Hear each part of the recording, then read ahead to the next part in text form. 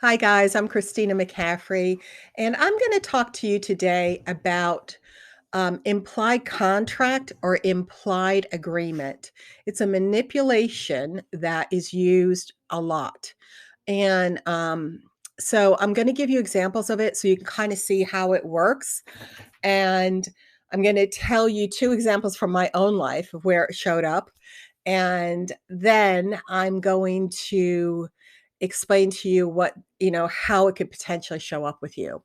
So, implied agreement, applied contract. So, one of the examples that I'll use from my own life was when my son was really quite young. He was on a soccer team.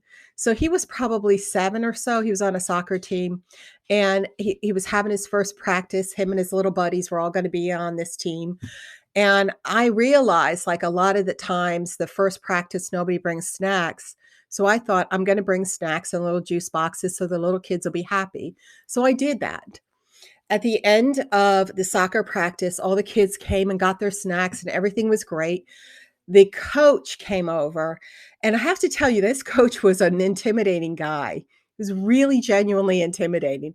He had been a bigwig in the military, and he was kind of, "You do what I say" kinda guy. But, the kids got their snacks. We're getting ready to leave, and he says to me, "Thank you for, being the snack mom. Just make sure and have a lot of variety throughout the season. Don't be coming, with, like, not variety. They like variety." And I said, "Whoa, wait a minute. I'm not snack mom. Snack mom is taken on by everybody. It's assigned and it moves through the ranks and everybody has a chance. There's no way that I said I was gonna do snacks for the whole season." And he looked at me and scowled and he's like, "But you brought snacks tonight." And I said, "Yes, I brought snacks tonight because I wanted to be kind. But that does not mean that I wanted to be snack mom for the full season." So what he was trying to do there was he was trying to show I've done something, therefore I am that role. Because I did it once, I have to do it forever. Instead of like, "Oh, that was a nice thing I did," it was, "Now that's your assignment." Okay? So that's the first one. I'm gonna swap now to a an example. You'll see a lot of times, slimy salespeople will use this. So they'll do an example. Let's just say it's an insurance person. The insurance person will go into somebody's house and they'll say, "I can see that you take good care of your family and that you're a good family man. I know this neighborhood is full of people who really are family oriented and they're successful because they are. They spend the time to make sure that their family are well taken care of. God forbid if something would happen. So I'm glad that you and I are sitting talking today because I know that, I'm going to be a big help to you." So he has flipped it and he has told that person that that person is family oriented, that that person lives in a neighborhood with people like-minded, very family oriented, and that the salesperson is doing a favor for the customer. So, how would it look if the customer at this point said, "Oh, no, I don't want insurance"? It's gonna look like he doesn't care about his family, right?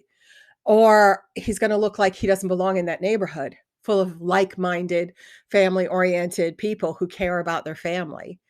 And then, the third thing is there is going to be an implication that, the salesperson is helping that person out, not given a choice, but actually they're on because the customer called them in because the customer wanted it so bad. So it's implied because you live in this neighborhood, because you love your family, you are getting this. It's implied. You have to. Has to happen. So that's an implied contract, like it's must be. And then the third thing I'm going to tell you, I'm now going to come back to myself. So this is 2020. I was in a group where people would meet on Zoom and we were all working on the same issue and we were all trying to better ourselves and that sort of stuff. And, it was a new group for me and I enjoyed them. I was having a good time.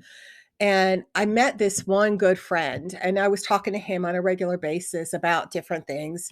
And one day he came to me and he said, I am not going to be able to host the Zoom meeting on Thursdays in this week or next week.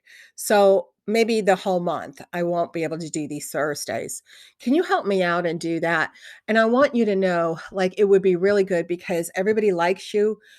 Everybody wants to hear you. And we think it would be a good thing if you were actually hosting it.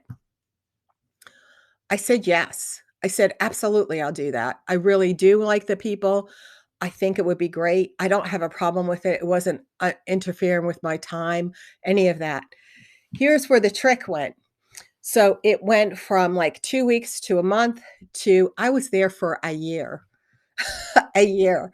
And, at some point I thought, oh, I just got implied contracted into a year of hosting this group on Thursdays. And I thought, isn't that interesting how that worked? It wasn't direct, it was like around the back. It was like, "Oh, let's get you in for a short time frame." And I agreed to a short time frame, but it darn never ended. After a year, I was like, "It's been a year, I have to go." Like, somebody else can get up here. I'm done talking. So, that was implied contract, though. Do you see that? Like, "Oh, well, they like you, you're really good." So, if I had said, "No, I'm not doing it," like, why? Do you not like them? Do you not wanna help them out? This is a group where people help each other, So, if am I committed to the group or, what am I doing? And I should have gone back after a month and said, "Hey, man, you said for a month." But, like, every time I talk to him, he's like, "Oh, I'm so busy, I'm so busy." And I'm like, "Oh, it's probably gonna go a little bit longer." A year, you guys. So it was such a sneaky way to get back in. It was like, take me in for a little thing and then just let it roll. So, implied contract, implied agreement. In the first one, remember I was nice and I took the snacks, so I was implied that I was the snack mom. The second one was because I did it for a month, it's implied that I'm gonna do it for, every Thursday till the end of time. So, and in the case of the insurance agent, the customer would have to get insurance because how could he not? He doesn't love his family if he doesn't do that. So keep an eye open for it. One of the things that you have to be careful with is genuinely listening, and be careful. I mean, the one, the one that slipped by me, he's good. I mean, he's really diplomatic and he's good.